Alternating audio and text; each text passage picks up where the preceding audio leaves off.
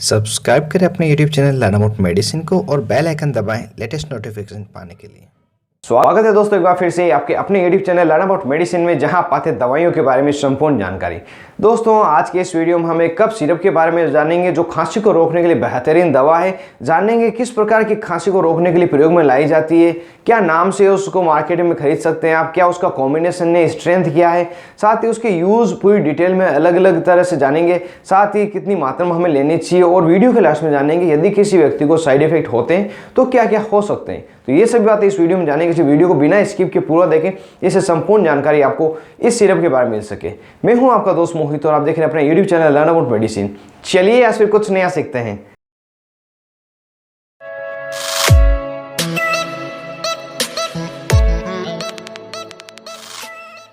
Hello friends, नमस्ते दोस्तों।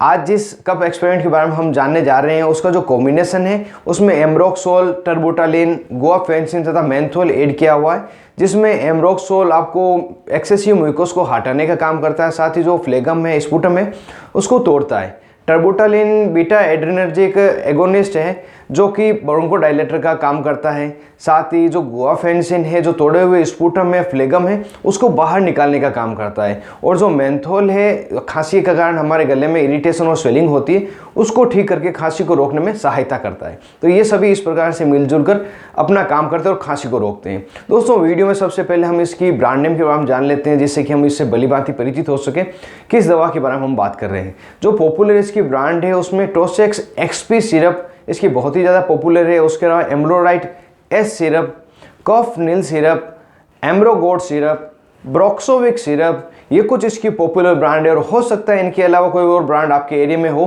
क्योंकि जो ब्रांड नेम रहती है एरिया और डॉक्टर के अकॉर्डिंग अलग अलग रहती है, लेकिन जो दवा का कॉम्बिनेशन रहेगा वो यही होगा। दोस्तों अगर इसके यूज़ की बात करें तो किन किन बीमारियों में इसका प्रयोग लिया जाता है, तो जैसा आपको पता है कफ सिरप है तो खांसी को रोकने के लिए इसका प्रयोग लेते हैं। लेकिन किस प्रकार की खांसी को रोकते हैं उसको मैं आपको बता दूं।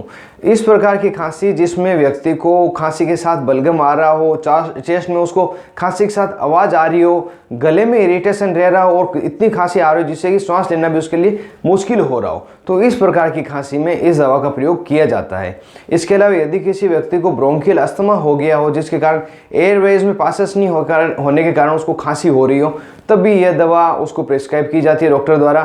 साथ ही यदि कोई व्यक्ति है जो लंबे समय से स्मोकिंग कर रहा हो, सिगरेट पी रहा हो, कोई भी प्रकार का धूम्रपान कर रहा हो, जिस कारण से उसके चेस्ट में स्पुटम बलगम जम गया हो, उसको सांस लेने में परेशानी हो रही हो, बार बार उसको खांसी आ रही हो, तो उस प्रकार की खांसी को रोकने के लिए ये दवा बेहतरीन है, बहुत ही ज़्यादा प्रयोग में लाई जाती है।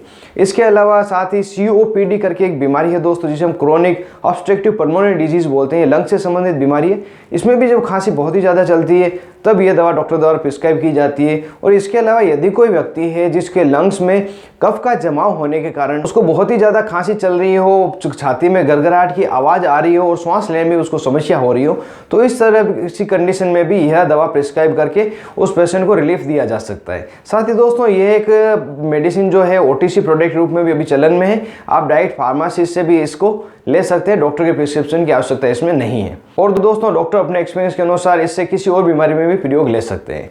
दोस्तों इसकी डोज यूज़ को पूरी डिटेल से जानने के बाद बढ़ते हैं इसकी डोज की तरफ। कितनी मात्रा में इसे लेना चाहिए और कितने दिनों तक लेना चाहिए। यदि एडल्ट की बात की जाए दोस्तों, तो उसमें जो कॉम्बिनेशन आपको स्क्रीन पर दिख रहा है, इस कॉम्बिनेशन की अगर सिरप आप लेते हैं, इस स्ट्रेंथ की सिरप आप ले रहे हैं, तो 10 ml दिन में 2 बार या दिन में 3 बार दी जा सकती है। और इसे 3 दिन से 5 दिन तक लेने पर बहुत ही अच्छा असर मिल जाता है। फिर भी अगर असर नहीं मिले तो उस समय आपको डॉक्टर से कंसल्ट करना होता है, जिससे कि वो कुछ एंटीबायोटिक आपको ऐड करके दे, जिससे कि स्पुटम सूख सके और जल्दी से आपको खांसी बंद हो सके। साथ ही अगर बच्चों में अगर बात की जाए तो जो 6 साल से बड़े बच्चे हैं तो उसमें यह 5 ml की सिरप सुबह शाम या ज़्यादा आवश्यकता होने पर दिन में 3 बार दी जा सकती है। और जो 6 साल से छोटे बच्चे हैं उसमें यह सिरप बिना डॉक्टर की एडवाइस आप बिल्कुल ही नहीं दें। और किसी भी तरह की जो दवा है 6 साल से छोटे बच्चे को डॉक्टर की सलाह पे ही देनी चाहिए, उसके बगैर नहीं देनी चाहिए।